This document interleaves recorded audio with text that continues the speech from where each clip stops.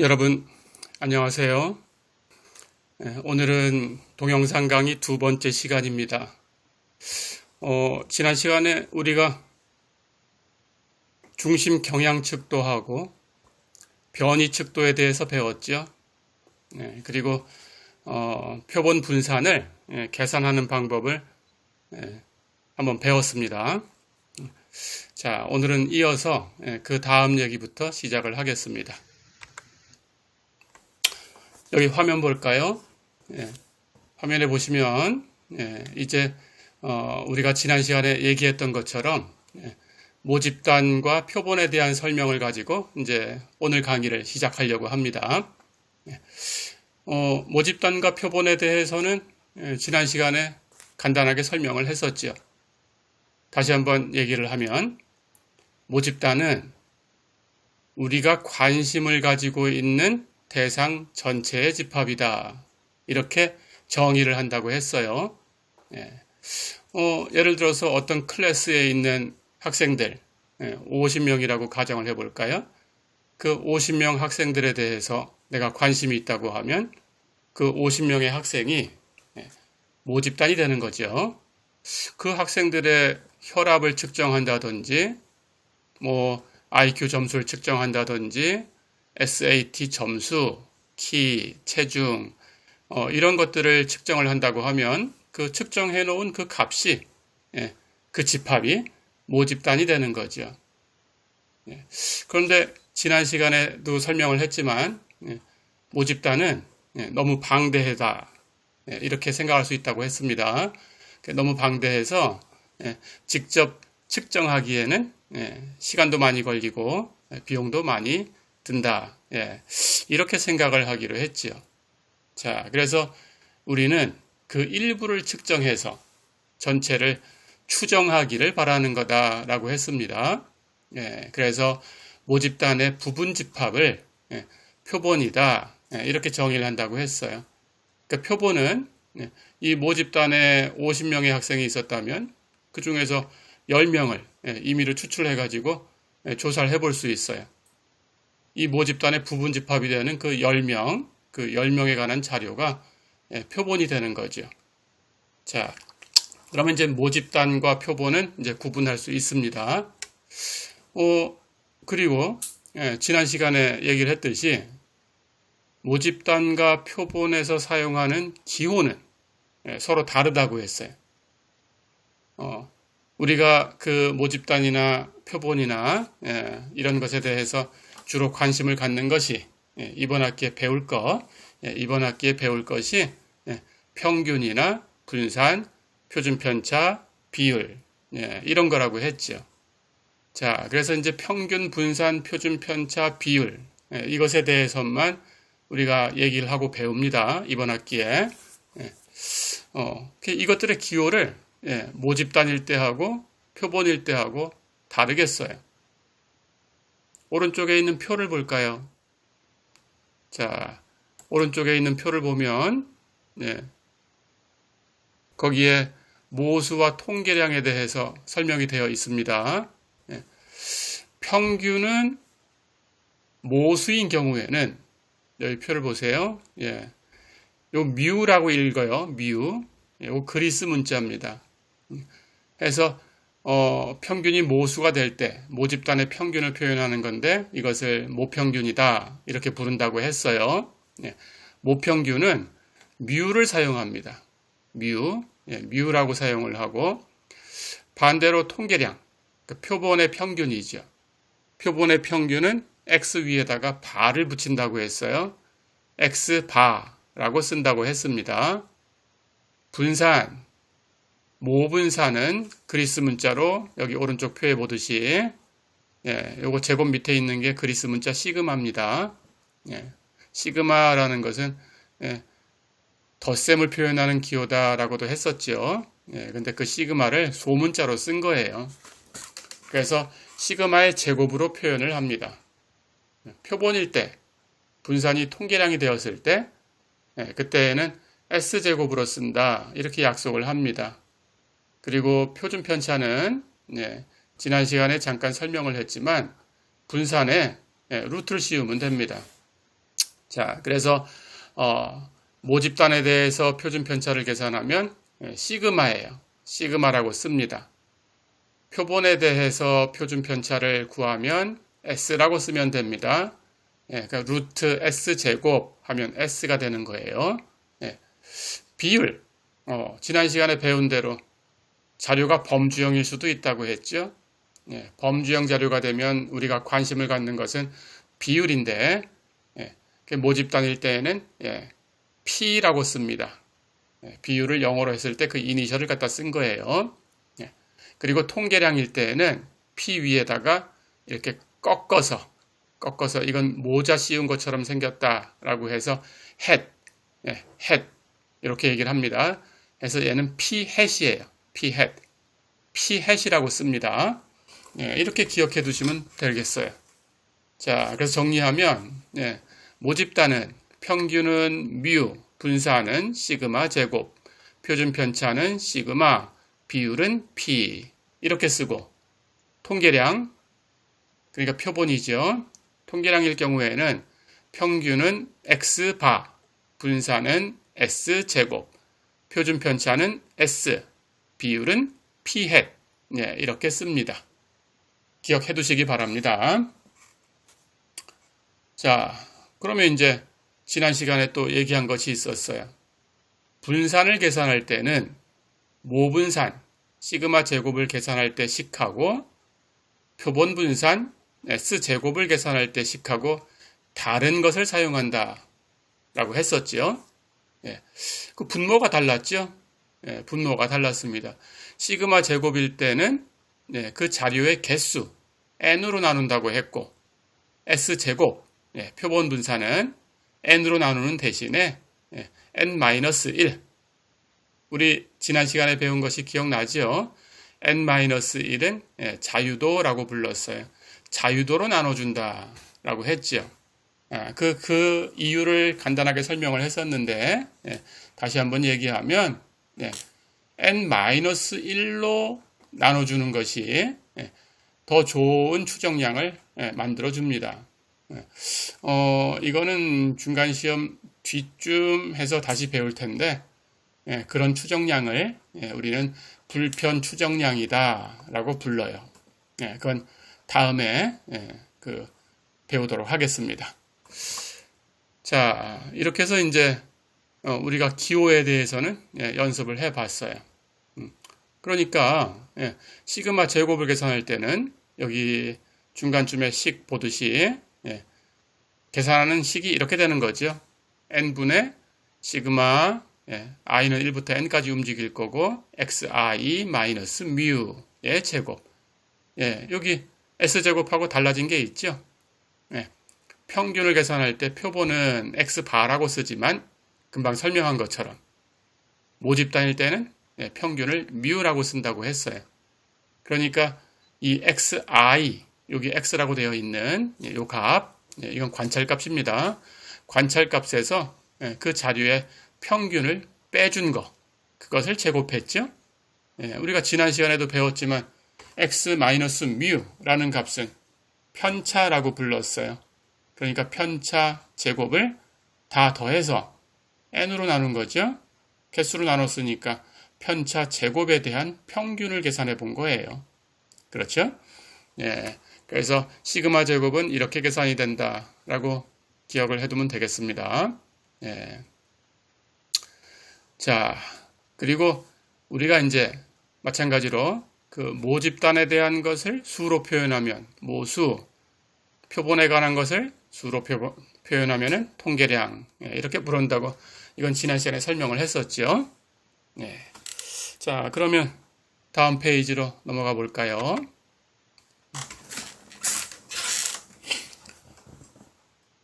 지난번 강의에서도 잠깐 언급을 했지만 모집단이라는 것은 사실은 내가 관심을 갖는 대상이 어떤 거냐라는 거에 따라서 크기가 달라질 수 있다 이렇게 얘기를 했습니다. 기억나죠? 지난 시간에 배웠던 그 사례를 봤을 때 만약에 그 통계학 강의를 하는 그 강사가 그 자기가 수업하는 그 반의 학생 80명 학생에 대해서만 관심을 갖고 있다면 그 80명 학생이 모집단이다 이렇게 얘기를 했었어요. 그런데 그렇지 않을 수도 있다고 얘기를 했었죠. 전국 모든 대학에 대해서 추정을 해보기 위해서 조사를 한 거라면 80명은 표본이 되는 거고 모집단은 전국에 있는 그 통계학을 수강하는 전체 학생이다 이렇게 얘기를 했었죠. 그래서 모집단은 내가 어디에 관심이 있냐에 따라서 달라질 수 있습니다. 자, 그런데 조금 전에 모집단과 표본에 대해서 우리가 분산을 계산해 봤어요. 기억할 수 있죠? 그 계산하는 법의 분자를 보니까 이런 값이 있었습니다. x-x바 우리가 편차라고 부른다고 했죠. 그 편차의 제곱 그것을 앞에다가 시그마 다 더했다 라고 표현한 값이 있습니다. 그렇죠? 우리는 뒤에서 이 기호를 아주 많이 쓸 거예요. 자주 쓸 거니까 여러분들이 이 기호를 기억을 해 두길 바랍니다. 시그마 x-x바의 제곱, 편차 제곱의 합. 이것을 제곱의 합이다 라는 뜻으로 영어로 얘기하면 sum of squares 라고 합니다. 그래서 sum of squares 라는 뜻으로 sum의 s, squares의 s 해서 더블 s를 쓰고 있어요. s 라고 표현을 합니다. 제곱 합 이렇게 부르기도 할 거예요. 뒤에서 또는 그냥 간단하게 ss 이렇게 부르기도 할 겁니다. 이 기호는 여러분들이 기억하셔야 됩니다. 자, 그러면 이제 모집단이 뭐다, 표본이 뭐다 라는 것도 다 얘기를 했고 분산은 어떻게 계산을 한다 라는 것도 얘기를 했어요. 그렇죠. 그런데 그것을 그대로 계산하려고 하면 자료를 가지고 그 식을 다 계산해야 되니까 아주 오래 걸릴 수 있어요. 자료의 크기가 굉장히 크다면. 그래서 우리는 계산기로 계산하기 위해서 지난 시간에도 얘기했지만 시험 때 계산기가 있어야 된다고 얘기를 했었죠. 여러분들도 그래서 계산기로 계산을 하게 됩니다. 계산기로 계산을 하기 위해서 이 식을 약간의 대수학을 섞어서 계산하기 편한 식으로 바꿀 거예요. 그래서 바꾼 식을 여러분들이 기억하시면 됩니다. 자, 우리가 이걸 조정합니다. 그 위에 분자에 시그마 x-x바의 제곱 이런 값이 있었어요. 그렇죠? 이 제곱을 그냥 전개하는 거예요. 우리 a 플러스 b의 제곱을 전개하는 식을 알고 있죠? a제곱 플러스 b제곱 플러스 2ab 이렇게 전개가 되죠. 그걸 시그마에 대해서 풀어놓으면 됩니다. 그런 트릭을 잠깐 쓰면 됩니다. 그렇게 해서 정리를 하면 분자가 즉 제곱합이죠. 제곱합이 이렇게 바뀝니다. 여기 화면에 보듯이 x제곱을 다 더한 값이 있고 x를 다 더한 값이 있어요. x는 지난 시간에 배운 대로 관찰값이라고 했습니다. 자료에 있는 값이죠. 자료에 있는 그 수들을 다 더해준 거예요. 시그마 x제곱은 그 자료에 있는 수를 제곱해서 그 제곱한 것을 다 더한 거예요. 그걸 이용해서 우리가 계산을 하려고 합니다. 그래서 이 제곱합 SS가 이렇게 바뀝니다. x제곱을 다 더한 것에서 x를 다 더한 것의 제곱을 n으로 개수죠. 개수로 나눈 것. 그것을 빼준 값으로 바꿀 수 있어요. 자, 그러면 이제 s제곱을 이렇게 계산할 수 있다라고 결론 지을 수 있죠. s제곱은 여기 보는 대로 이런 식으로 계산이 됩니다. 이 식을 기억하시면 됩니다. 다시 한번 읽어볼게요. x제곱을 다 더한 것에서 x를 다 더한 것의 제곱을 n으로 나눈 값, 이걸 빼준 값을 자유도 n-1 이것으로 나누면 됩니다. 어렵지 않겠죠? 그래서 여러분들은 표본 분산을 계산하실 때 S제곱을 이런 식으로 계산하셔야 돼요. 학기 초에는 여러분들이 자료를 가지고 어떻게 계산을 해야 되나라는 것을 알아야 되기 때문에 실제로 계산하는 방법을 요구를 합니다. 그래서 여러분들은 평균을 계산하고 편차를 계산하고 그것을 제곱하고 그걸 다 더하고 그리고 자유도로 나눠주고 이렇게 해서 이제 분산을 계산할 거예요. 표본 분산을 계산을 할 텐데 나중에 뒤에 가면 여러분들이 가설검정이라는 것을 배우게 됩니다. 가설검정이라는 걸 배울 때에는 이 앞에서 테스트했던 직접 계산하는 방법을 다 요구하지 않아요. 자료가 많다라고 가정을 하고 그 자료에 대해서 이제 정보를 제공해 줍니다. 이 자료가 있는데 제곱을 다 더하면 얼마다? 그냥 주어진 관찰값을 다 더하면 얼마다? 이런 식으로 이렇게 정보를 제공해 주고 여러분들이 분산을 계산할 수 있게 요구를 합니다. 그럴 때에는 이 계산기로 계산하는 이식을 여러분들이 알고 있어야 되겠죠. 자, 그래서 이걸 꼭 기억해야 됩니다. S제곱은 n-1분의 시그마 X제곱 마이너스 n분의 시그마 X의 제곱이다. 이렇게 하시면 됩니다. 자, 그런데 이렇게 계산을 해도 되고요. 같은 방법으로 폼을 조금 다르게 바꿔서 그 아래에 보는 것처럼 이렇게 계산할 수도 있어요. 이건 여러분들이 좋을 대로 선택해서 계산하시면 되겠어요. 그 여기 분자에 있던 n을 통분을 한 겁니다. 전체를. 그러면 전체 분모가 n 곱하기 n-1로 통분이 되는 거죠. 그렇게 해서 계산한 식이에요. 그래서 S제곱을 n 곱하기 n-1분의 n 곱하기 x제곱을 다 더한 거 마이너스 x를 다 더한 것의 제곱 이렇게도 계산을 할 수 있습니다. 두 가지 식을 다 기억해 두시고 여러분들이 좋아하는 식으로 사용하면 되겠습니다. 자, 그럼 이제 분산에 대해서는 이제 다 배웠어요. 예제를 한번 풀어보겠습니다. 표본 분산을 구하는 예제를 한 두 문제 풀어보고 넘어가겠습니다. 첫 번째 문제를 볼까요? 첫 번째 문제를 보니까 표본 자료라고 가정을 했어요. 표본 자료가 5, 4, 3, 2, 1 이렇게 5개가 주어졌네요. 그렇죠?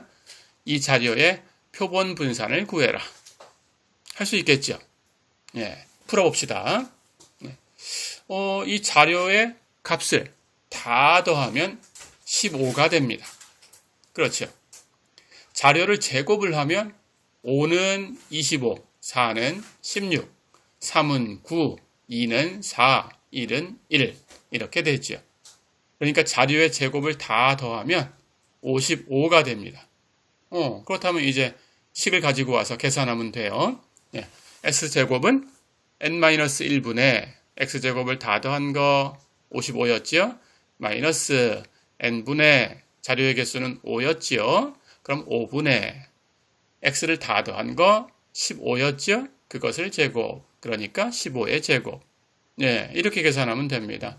계산기로 계산하면 2.5가 나오죠. 그래서 이 자료의 표본 분산은 2.5가 되겠습니다. 어렵지 않죠? 자, 그 다음 문제를 또 하나 풀어볼까요? 이런 식으로 하면 됩니다. 이번엔 자료가 22부터 해서 3까지 이렇게 주어져 있습니다. 문제 9개 자료가 있죠? 똑같이 하시면 됩니다. 계산해 볼까요? x를 다 더해주면 99가 되네요. 제곱을 하면 21을 제곱하고 20을 제곱하고 이런 식으로 해서 가장 작은 수 3을 제곱하고 해서 그 제곱을 다 더합니다. 그렇게 계산하면 1477이 되네요. 그리고 자료의 크기 n은 9지요. 9개 자료가 있습니다. 자, 그렇다면 이제 이걸 공식에 대입하시기만 하면 됩니다. S제곱은 n-1 자유도라고 했어요. 표본의 크기 9에서 1을 빼면 자유도 8을 얻을 수 있죠. 그래서 n-1분의 X제곱을 다 더한 거 1477 마이너스 n분의 자료는 9니까 9분의 전체 분모 8하고 다르다라는 걸 잊어버리면 안 되겠습니다. 9분의 자료를 다 더한 게 99였으니까 99의 제곱 이렇게 계산해주면 48.5가 나오네요. 그렇죠? 이렇게 해서 표본 분산을 계산을 해봤습니다. 자, 그럼 우리가 지난 시간에도 얘기를 했었지만 분산은 변이 측도라고 했었죠. 변이 측도라는 것은 그 수들이 어떻게 흩어져 있는가라는 걸 얘기해 주는 거라고 했어요. 그렇죠?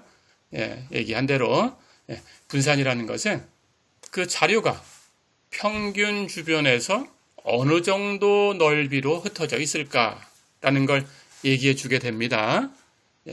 실제로 결과를 얘기해 주면 표준 편차를 가지고 우리는 그런 것들을 표현하게 돼요. 오늘 그런 것을 배우게 됩니다. 표준 편차는 분산의 루트를 씌운 값이다 라고 했었죠. 그렇다면 모분산도 그리고 표본 분산도 여러분들이 계산할 수 있으니까 당연히 모 표준 편차도 그리고 표본 표준 편차도 계산할 수 있죠. 우리가 아는 분산의 식에 루트만 씌우면 됩니다. 그건 계산할 수 있을 거고요. 그래서 그 표준 편차를 계산한 다음에 그걸 가지고 뒤에서 이제 배웁니다. 조금 있다가 그 자료가 어떻게 흩어져 있는지를 표준 편차가 어떤 방법으로 표현해 줄까라는 걸 이제 배워야 됩니다. 조금 있다가 얘기를 하겠습니다. 자, 그럼 이제 표준 편차를 한번 연습을 해보겠습니다. 표준 편차는 조금 전에 얘기한 대로 분산에 루트를 씌운 거예요.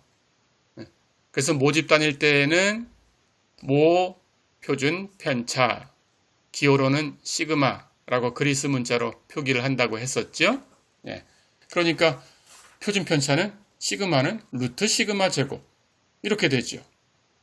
시그마 제곱은 계산하는 식을 알고 있었어요. n분의 시그마 x제곱 마이너스 n분의 시그마 x의 제곱 이렇게 된 거죠. 그럼 거기 전체에 루트를 씌우면 시그마를 얻을 수 있어요. s도 마찬가지입니다. 그런데 s는 전체 분모가 다르다고 했죠. 자유도라고 부른다고 하는 표본의 크기에서 1을 뺀 값이다 라고 했었습니다. 그 자유도로 나눠주는 거다 라고 했죠. 해서 s는 루트 n-1분의 시그마 x제곱 마이너스 n분의 시그마 x의 제곱 이렇게 계산이 되지요. 자, 그럼 표준 편차는 모수든 통계량이든 계산할 수 있겠죠? 그럼 우선 계산을 해보고 그 다음 얘기로 넘어가겠습니다. 이 표준 편차가 도대체 자료가 흩어져 있는 것을 어떤 방법으로 얘기해 주는 건지 그것을 설명을 해주겠습니다. 우선 계산을 해볼게요. 자, 거기 예제를 볼까요?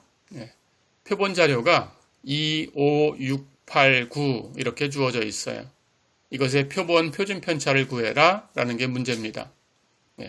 분산을 계산할 때 하고 크게 다르지 않죠?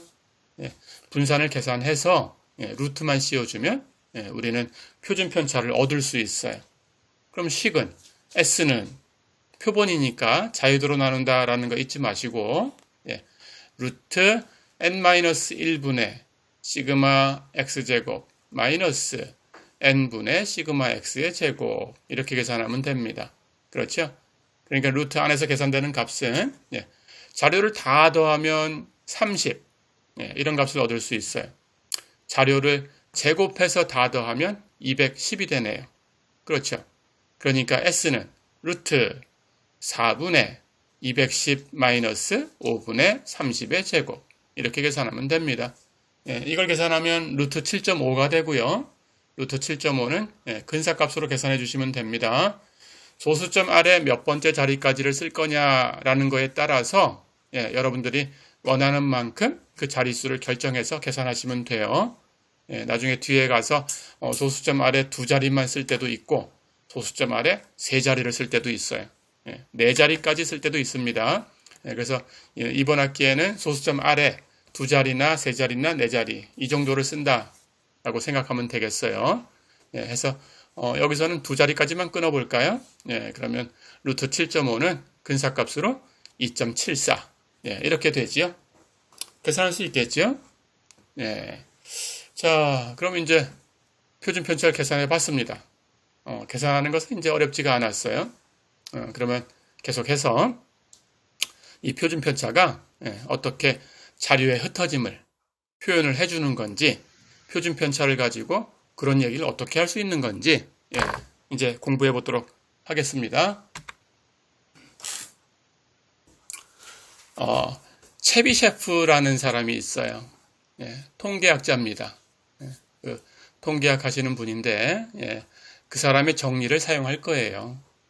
그런데 이 사람의 정리는 우리가 뒤에서 배우는 그 많은 분포에 대해서는 그렇게 정확하게 일치하진 않습니다.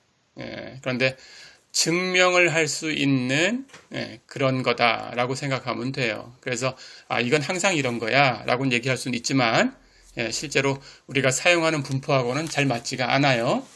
우리는 이제 뒤에서 뭐 정규 분포 이런 것들을 주로 사용을 할 텐데 이것은 체비셰프의 정리하고는 잘 배치가 되진 않습니다. 그래서 우리는 여기서 체비셰프의 정리가 어떤 거다라는 것만, 즉 표준 편차라는 것이 자료의 흩어짐을 어떻게 어떤 방법으로 설명을 해주는 거야 라는 것만 그것만 배우고 넘어가도록 하겠습니다. 자, 얘기를 해볼게요. 체비셰프의 정리라는 것은 이런 거예요. 주어진 수 K가 있을 때, 그런데 K는 1보다는 큰 수에 대해서만 이 정리가 성립해요. 그래서 K가 1보다 큰 수였을 때 이렇게 얘기를 할 수 있습니다. 1-K제곱분의 1이란 값을 계산해 볼 수 있겠죠? 이것이 어떤 얘기를 해주냐? 주어진 수 K에 대해서 우리가 가지고 있는 어떤 자료가 있을 거예요. 그 자료에 대해서 그 자료에 적어도 1-K제곱분의 1 이상이 그 자료의 평균으로부터 그 자료의 표준편차, 그 표준편차의 K배 안에 있다.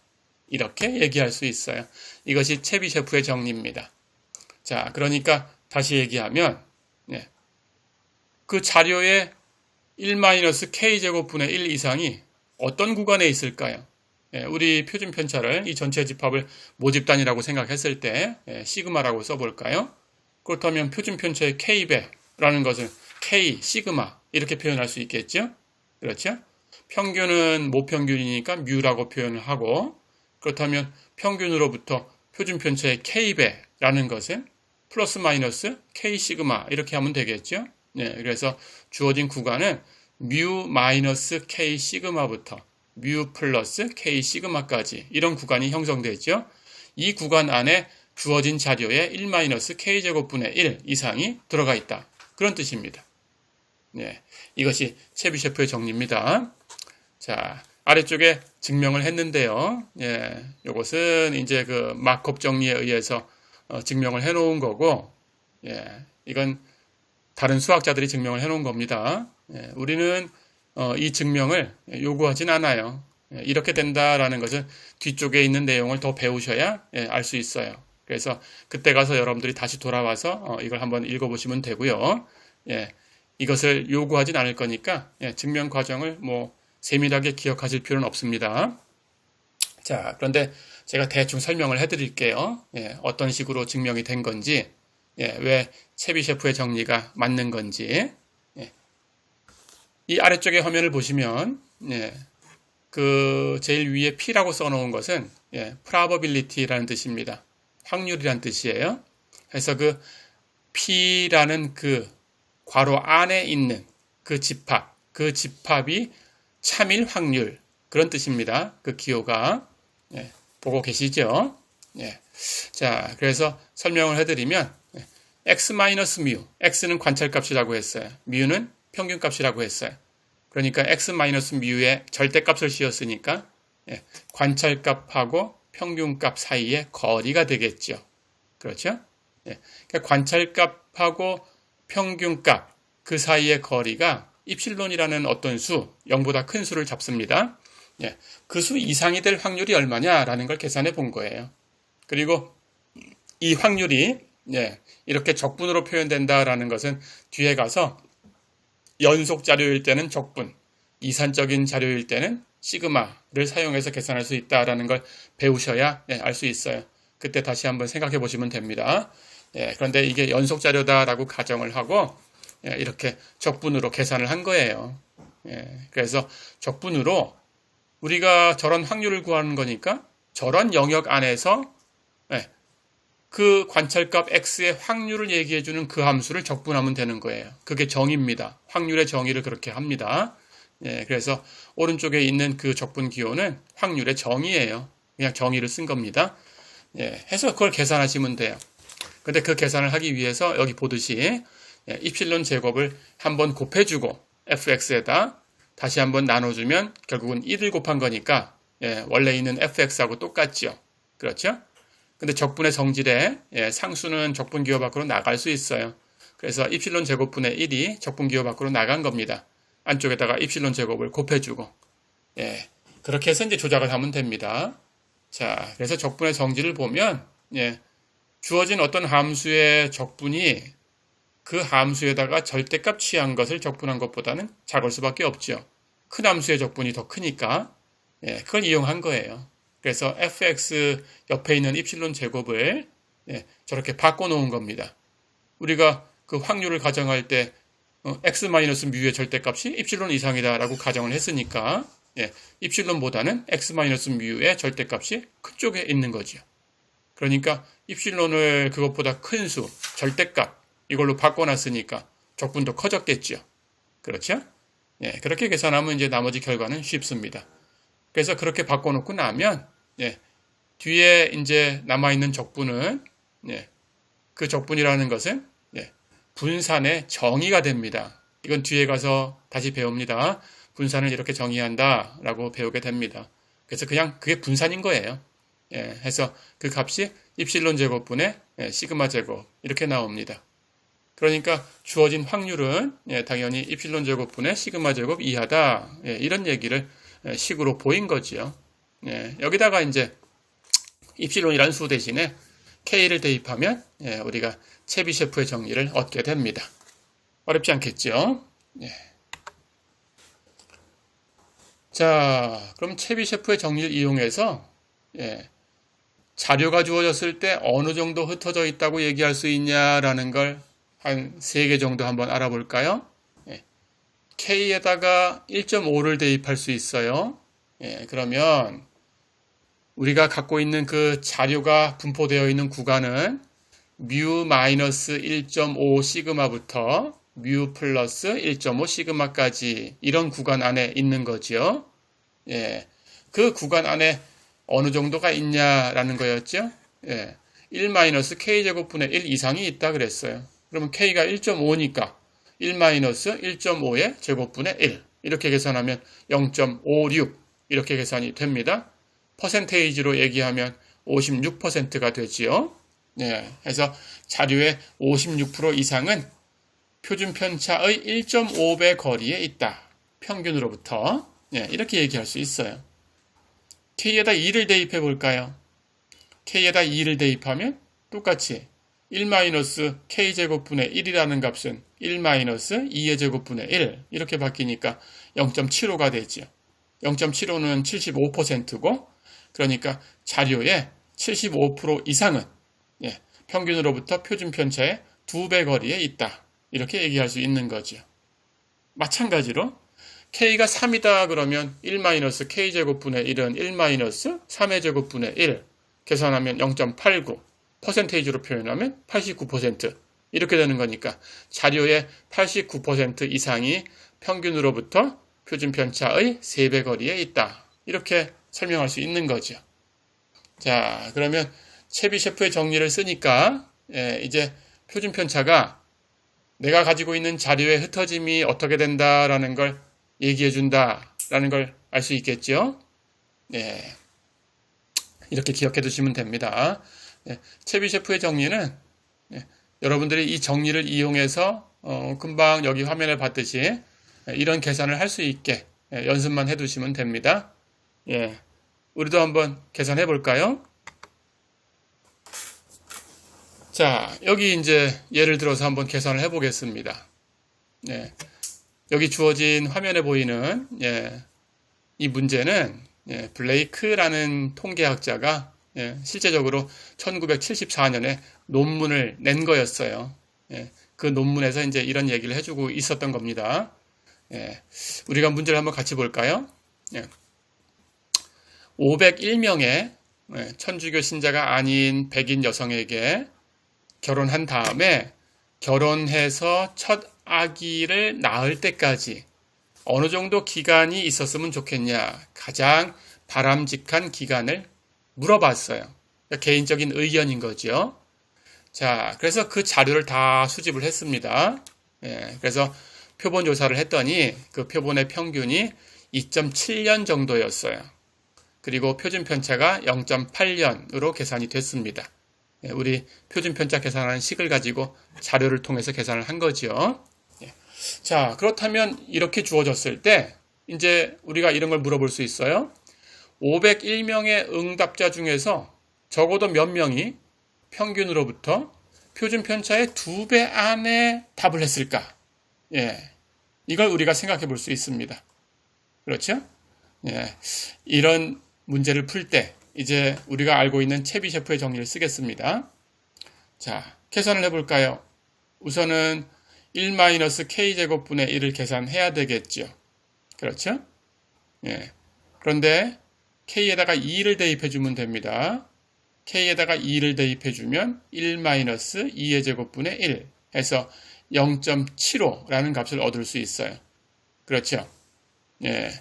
그렇다면 이제 표본의 크기는 501명의 사람들한테 설문을 한 거죠. 표본의 크기는 501이었습니다. 그러니까 501에다가 0.75를 곱해야 되겠죠. 501에 0.75를 곱하면 375.75라는 값이 나오지만 우리는 이 수가 사람의 수예요. 사람의 수니까 375.75라는 사람의 수는 없어요. 그래서 이것을 반올림해서 376명으로 사용을 하시면 됩니다. 그래서 근사값으로 376을 쓰면 되겠어요. 자, 그렇다면 이제 계산이 됩니다. 표준 편차는 0.8년이었어요. 그렇다면 표준 편차의 2배라는 것은 0.8에다가 2를 곱하면 되겠죠? 그래서 1.6년이 됩니다. 그렇죠? 그렇다면 평균으로부터 표준 편차의 2배라는 것은 평균은 2.7년이었으니까 2.7 플러스 마이너스 1.6 이렇게 계산이 되겠죠. 그렇죠? 다시 얘기하면 1.1년에서 4.3년 사이 그 사이라고 대답한 사람이 376명 정도 된다. 이렇게 답을 할 수 있습니다. 그렇죠? 자, 이렇게 문제를 풀어봤는데 조금 전에도 얘기를 했지만 체비셰프의 정리가 사실은 우리가 쓰려고 하는 정규분포하고는 잘 맞지 않는다라고 얘기를 해줬어요. 정규분포는 훨씬 더 많은 값을 제공을 해줍니다. 그건 나중에 뒤에 가서 배울 거고요. 일단 체비셰프의 정리는 이런 식으로 문제를 풀 수 있게끔만 연습을 해두시면 됩니다. 자, 이제 그 다음 절 얘기를 볼까요? 우리가 어느 정도 통계량이라는 걸 얻었어요. 평균 계산했었죠. 분산 계산을 했고요. 표준 편차, 분산의 루트만 씌우면 된다라고 이제 배웠습니다. 그렇죠? 이런 통계량이 있을 때 이 통계량을 구분을 해보려고 하는 거예요. 이 절의 제목처럼 저항력이 있는지 아니면 저항력이 없는지 이런 것들을 분류를 하려고 합니다. 오른쪽 표를 한번 보세요. 그 표는 여기 자료를 보니까 8개의 자료가 있죠. 이 8개의 자료를 어떤 성인 남성 8명의 요산 농도를 측정한 결과다라고 생각을 해주겠습니다. 자, 그런데 두 가지 자료가 있어요. 제일 왼쪽에 있는 자료는 관찰값을 보니까 8부터 시작하죠. 8, 6, 5, 4, 3, 2, 2 이렇게 되어 있습니다. 오른쪽에 있는 자료를 보니까 관찰값이 왼쪽 것하고 다 똑같아요. 다 똑같은데 제일 위에 96, 이것만 하나 달라요. 그렇죠? 그래서 이 두 가지를 가지고 비교를 하려고 하는 거예요. 자료가 원래 이렇게 왼쪽에 있는 것처럼 있는데 만약에 왼쪽에 있는 자료의 8이라는 값이 무엇인지 잘못되어서 오른쪽에 있는 자료처럼 96으로 바뀌었다. 이런 경우에 우리가 어떤 얘기를 할까라는 걸 생각해 보고 싶은 거예요. 자, 그러면 왼쪽 자료와 오른쪽 자료를 비교해서 한번 보겠습니다. 왼쪽 자료에 거기 표를 보면 개수는 8개고 평균은 4가 되어 있고 그리고 편차의 제곱을 다 더한 것은 34가 되어 있습니다. 그렇죠? 분산은 4.86이고 그래서 루트를 씌우면 표준 편차는 2.20이고 그리고 중앙값 우리 지난 시간에 배웠죠? 자료의 가운데 값이다. 자료가 홀수에 있으면 어떻게, 짝수에 있으면 어떻게 계산한다 라는 것도 다 배웠죠? 중앙값은 3.5다 라는 결과를 얻었네요. 오른쪽에 있는 자료는 왼쪽에 있는 자료에서 8만 96으로 바뀌어 있어요. 그렇죠? 그때 이 결과가 어떻게 될까라는 겁니다. 개수는 8개고 평균 8이 96으로 바뀌었으니까 평균이 커졌겠죠. 달라지죠? 그렇죠? 평균은 15가 됐네요. 계산을 해보면 편차의 제곱은 7514 굉장히 커졌습니다. 그렇죠? 그리고 분산도 1073.43 아주 크게 됐어요. 그러니까 표준 편차도 32.76 굉장히 커졌습니다. 자, 그런데 중앙값은 어떻게 됐나요? 3.5 그대로지요? 자료의 개수가 8개니까 우리 지난 시간에 배웠습니다. 지난 시간에 배운 대로 자료의 가운데 있는 두 개의 수를 평균을 내면 된다고 했죠. 가운데 있는 두 수를 볼까요? 4하고 3이네요. 그렇죠? 4하고 3의 평균은 3.5니까 중앙값은 3.5가 됐어요. 왼쪽 자료도 중앙값은 3.5, 오른쪽 자료도 중앙값은 3.5 같지요. 그런데 분산은 왼쪽, 오른쪽 달라졌지요. 표준 편차도 왼쪽, 오른쪽 달라졌죠. 그렇죠? 평균도 왼쪽과 오른쪽이 달라졌습니다. 그러니까 평균과 분산과 표준 편차는 달라졌고 중앙값은 달라지지 않았어요. 그렇죠? 이렇게 구분을 하고 싶은 거예요. 자, 그런데 우선 그 얘기를 하기 전에 이 자료를 보면 우리가 자료를 받았을 때 그 자료가 이렇게 8, 6, 5, 4, 3, 2, 2 이런 식으로 각계 자료가 다 주어졌다면 우리가 그 자료를 정확하게 파악할 수 있지만 자료가 있는데 평균을 내니까 4였어. 분산은 4.86이었어.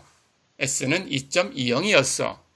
이렇게만 주었다면 이렇게 요약된 통계량만 주었다면 우리가 이 통계량을 가지고 자료가 대충 어떤 값일까? 이런 걸 추측을 해야 되는데 이 두 가지 경우를 비교해보고 한번 얘기해 볼까요? 이렇게 평균과 분산과 표준 편차만 가지고 자료가 어떤 걸까라는 걸 생각한다면 왼쪽에 있는 자료는 비교적 2부터 8까지 자료 범위가 그렇게 넓지가 않습니다. 그렇죠? 그러니까 요약된 통계량 가지고도 자료가 대충 어느 정도 있을 거야. 어떻게 분포되어 있을 거야 라는 걸 잘 추정할 수 있어요. 하지만 오른쪽 자료를 보세요. 오른쪽 자료를 보면 평균이 15, 분산이 1073.43, 표준 편차가 32.76 이렇게만 정보를 받았다면 자료가 여기 주어진 대로 오른쪽 표에 보듯이 96, 6, 5, 4, 3, 2, 2, 2 이렇게 되었을 거다라는 걸 추측하기가 쉽지가 않지요. 그렇죠? 왜 그럴까요? 96이라는 값 때문에 그렇죠. 96이라는 값은 나머지 자료는 2부터 6까지만 분포되어 있어요. 근데 96은 그것들로부터 굉장히 멀리 가 있습니다. 그렇죠? 예, 그래서 자료가 이렇게 되는 거구나 하고 쉽게 추정하기가 어렵지요. 안 되지요. 그렇죠? 자, 그래서 이제 이런 자료들, 예, 갑자기 이상한 값, 96과 같은 값, 이런 값이 나왔을 때 변하는 것, 안 변하는 것 우리가 살펴봤습니다. 예, 이것을 어떤 이름으로 부르는지 얘기를 하겠습니다. 예, 금방 얘기한 것처럼 이런 자료에 대해서 한 가지만 더 얘기를 해볼게요. 예, 아까 시작할 때 얘기했지만 이 표를 볼 때 얘기를 했지만 왼쪽 자료, 오른쪽 자료를 성인 남성 8명의 요산 농도를 측정한 값이다 라고 가정을 해봤었어요. 그렇죠? 자, 그렇다면 왼쪽 자료에 8하고 오른쪽 자료에 96하고 이 바뀐 두 개의 값을 보면 이 값 때문에 지금 평균이나 분산이나 표준편차가 굉장히 크게 달라졌다라고 알 수 있죠. 그렇죠? 네. 그래서 이렇게 변하는 것들은 뭐라고 부를 거고 중앙값 둘 다 3.5였습니다. 예. 제일 위의 값이 굉장히 큰 값으로 변했지만 자료의 개수가 8개 그대로 있으니까 가운데 값이라는 것은 그 위치를 그대로 가지고 있어요. 그래서 가운데 값은 왼쪽 자료도 오른쪽 자료도 3과 4예요. 그래서 중앙값이 3.5다라는 것은 두 자료에서 달라지지 않았어요. 그렇죠? 이렇게 달라지지 않은 것은 뭐라고 부를까라는 얘기를 하고 싶은 건데 금방 얘기한 것처럼 어떤 이상한 값, 굉장히 큰 값이 하나 들어왔을 때 값이 바뀌는 거. 평균은 4에서 15로 바뀌었죠. 분산은 4.86에서 1073.43으로 바뀌었죠. 표준 편차는 2.20에서 32.76으로 바뀌었죠. 예, 이렇게 외부에서 들어온 어떤 큰 값에 의해서 달라지는 값, 그것을 저항을 못한다. 그 값에 저항을 못한다. 라는 뜻으로 저항력이 없다라고 합니다. 그래서 평균과 분산과 표준 편차는 저항력이 없는 통계량이다. 이렇게 불러요. 자, 그런데 반면에 중앙값은 저항을 잘 하고 있죠? 그렇죠? 그 굉장히 큰 값, 우리가 이 굉장히 큰 값을 다른 자료하고 거리가 멀리 떨어져 있다, 바깥쪽에 있다 라는 뜻으로 outlier, 이상점이라고 부릅니다. 우리말로. 그 이상점에 의해서 중앙값은 바뀌지 않았어요. 그렇죠? 그래서 이상값에 저항을 잘 했지요? 그런 뜻으로 저항력이 있는 통계량이다. 이렇게 부릅니다. 자, 다시 한번 요약하면 통계량을 저항력이 있는 통계량 그리고 저항력이 없는 통계량 이렇게 두 가지로 구분할 수 있다고 했어요. 저항력이 있다 없다라는 것은 이상점에 의해서 값이 바뀌냐 안 바뀌냐라는 걸 가지고 판단한다고 했습니다. 이상점에 의해서 값이 바뀌어버리면 저항력이 없는 통계량, 이상점에 의해서 값이 바뀌지 않으면 저항력이 있는 통계량 이렇게 부릅니다. 기억해 두시기 바랍니다. 자, 그렇다면 이제 우리가 통계량을 두 가지로 나누는 건 배웠지만 그러면 이상점이 하나 있을 때 우리가 어떤 표본 조사를 하는데 이걸 버려야 되나? 아니면 이걸 넣고 계산을 해야 되나? 이런 걸 고민해야 되죠. 그렇죠? 표본 조사를 했는데 왼쪽에 있는 자료처럼 8부터 2까지 있다 그러면 그냥 통계량 계산해서 이제 이것이 무엇을 얘기해 준다라고 얘기할 수 있겠지만 오른쪽에 있는 표처럼 왼쪽에 있는 표에 8이라는 값이 갑자기 96으로 바뀌어 버렸습니다. 96으로 크게 변한 이 오른쪽 표와 같은 자료를 얻었다면 우리는 고민을 하게 됩니다. 야, 이걸 가지고 그냥 평균 내서 평균이 얼마다라고 얘기하면 이게 의미가 있을까? 96이 평균에 대해서 하는 역할이 굉장히 큰데 나머지만 가지고 평균을 재면 이것하고 많이 차이가 나는데 야, 그렇다면 96을 어떻게 해야 되지? 하는 고민이 생기죠. 그렇죠? 그래서 예, 이런 것들은 여러분들의 상황에 맞게 하시면 됩니다. 다시 얘기하면 예, 이 96이라는 것을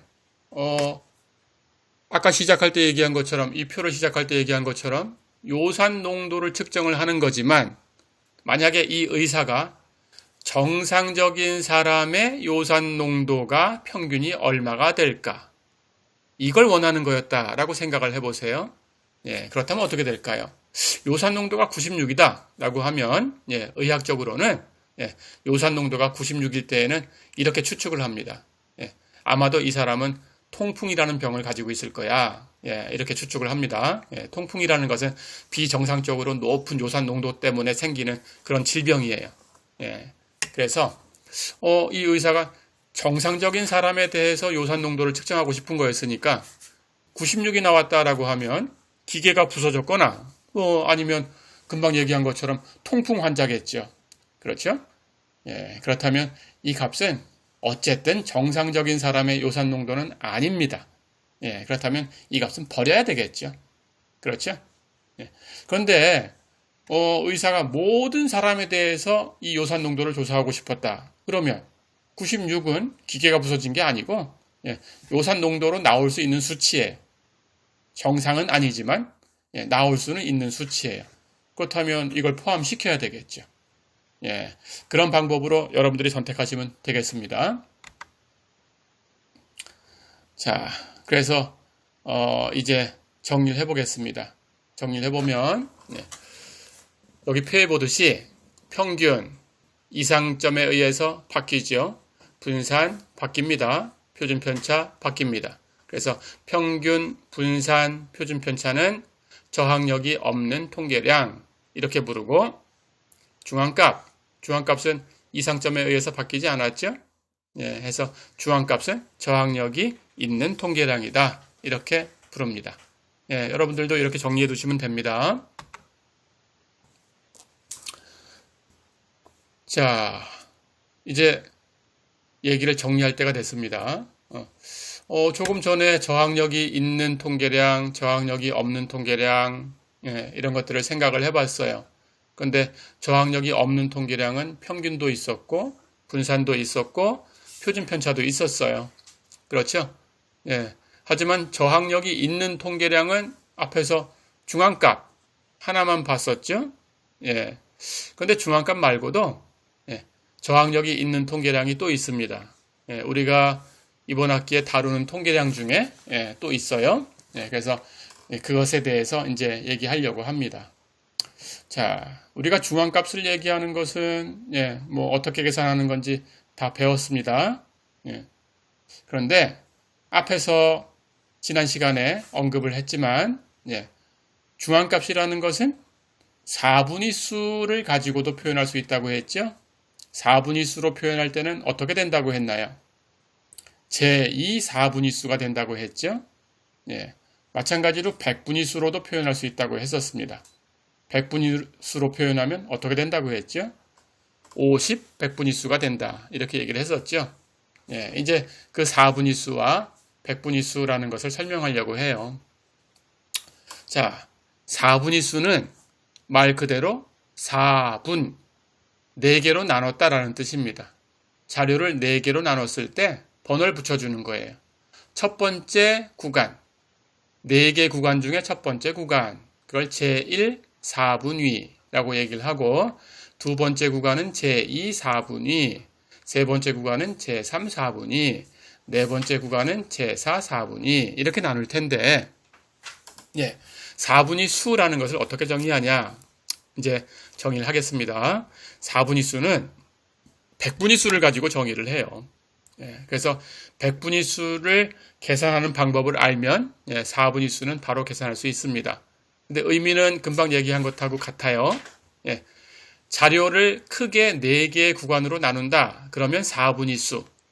자료를 100개 구간으로 나눈다. 그러면 100분위 수. 이렇게 이름을 붙일 겁니다.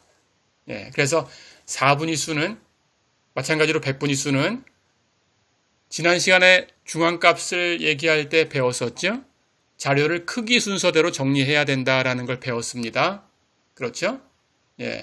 중앙값을 계산할 때는 이 중앙값이 정중앙에 있기 때문에 자료를 큰 값에서 작은 값으로 정렬을 하든지 작은 값에서 큰 값으로 정렬을 하든지 중앙이라는 것은 항상 같지요. 앞에서 세던가 뒤에서 세던가 중앙은 같지요.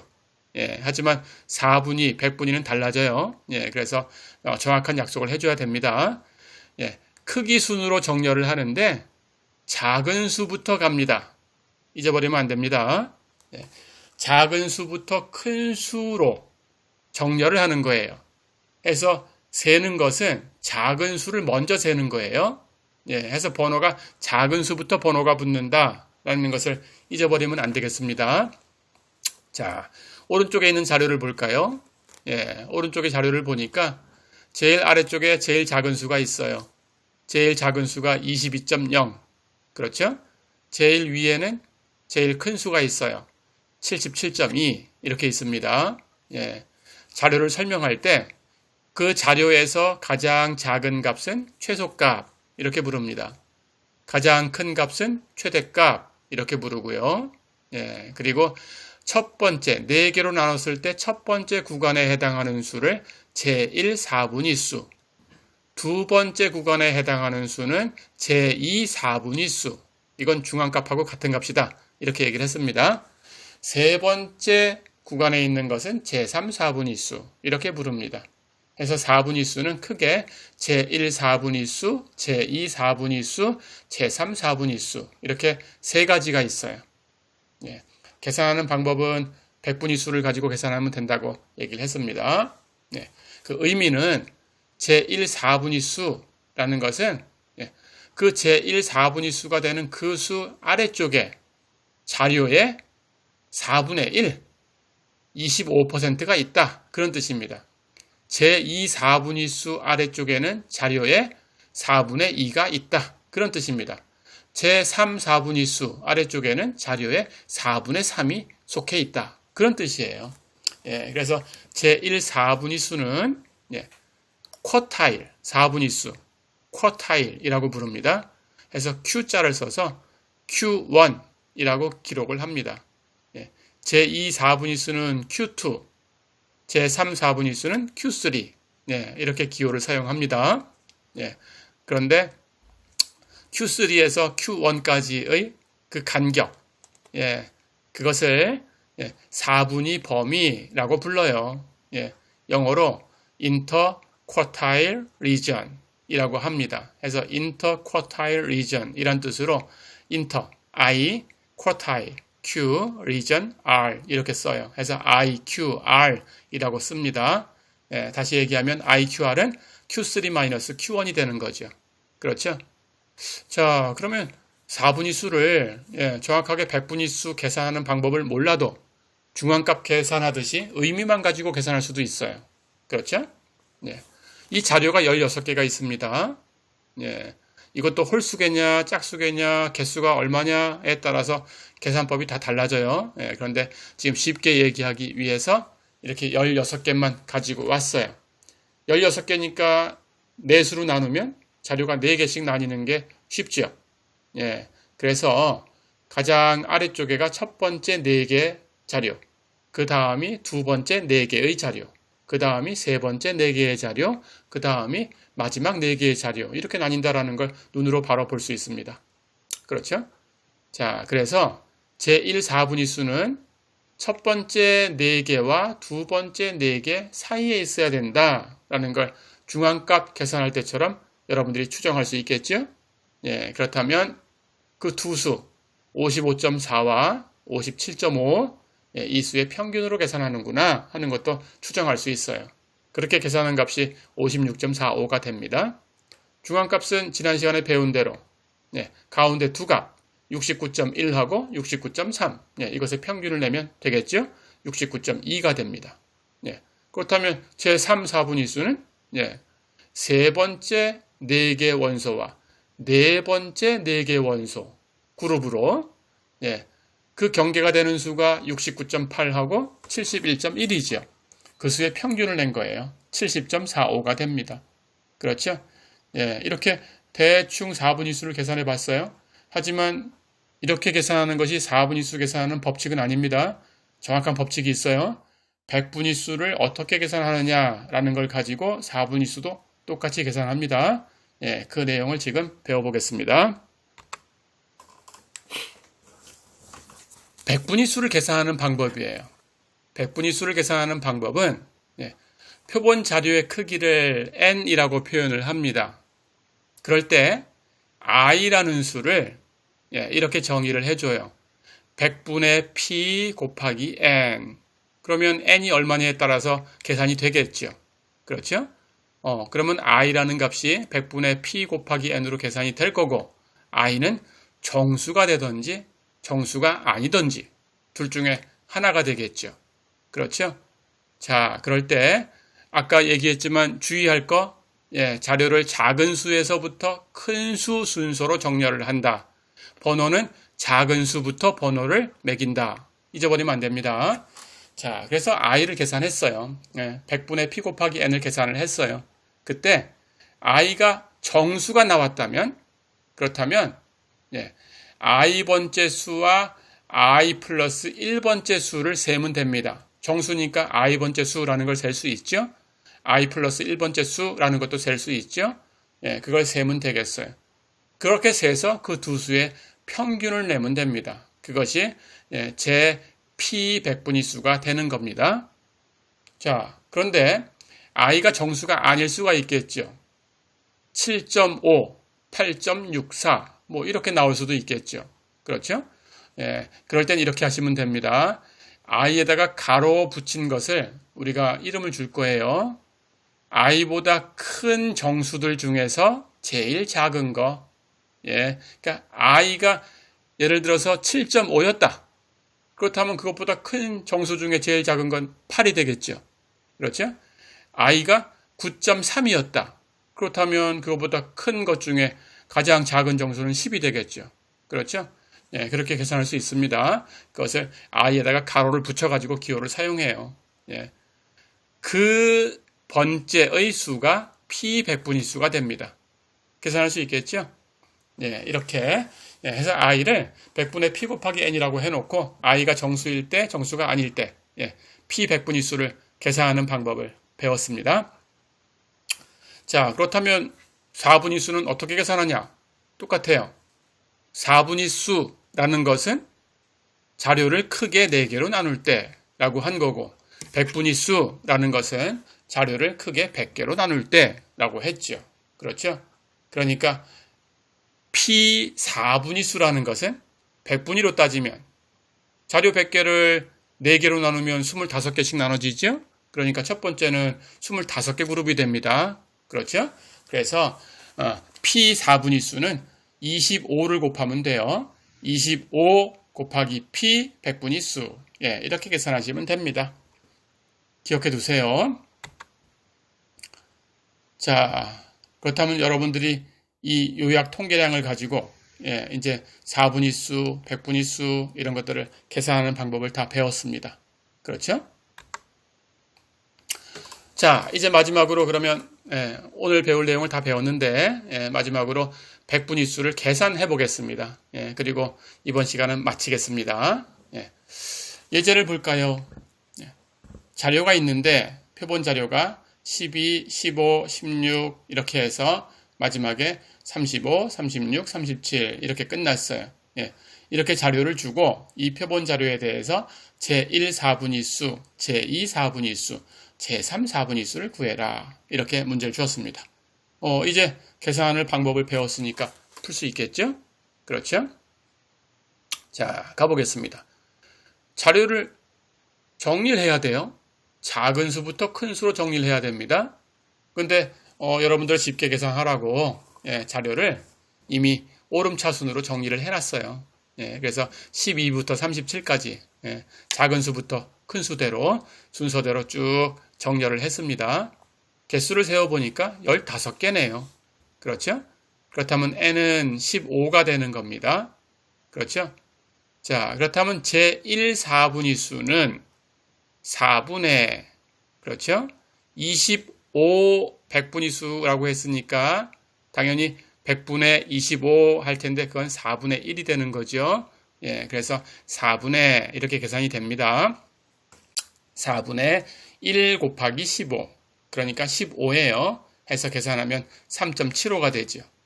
정수가 아니죠. 예, 그렇다면 그냥 올려줘야 되죠. 네 번째 자료가 됩니다. 그럼 네 번째 자료를 세워보면 17이죠. 예, 이게 Q1이 됩니다. 그러면 제2 4분위수는 똑같은 방법으로 계산을 해주면 4분의 2 곱하기 15, 7.5예요. 예, 정수가 아니니까 올려서 여덟 번째 자료 25가 중앙값이면서 Q2가 되죠. 그렇죠? 예. 제3 4분위수는 4분의 3 곱하기 15, 11.25가 됩니다. 역시 정수가 아니죠. 올려서 12번째 자료가 32, 그래서 32가 Q3가 되죠. 어렵지 않죠? 자, 오늘은 여기까지입니다. 예, 건강하게 계시고, 예, 그 강의실에서 뵐 때까지 잘 지내시기 바랍니다. 안녕히 계세요.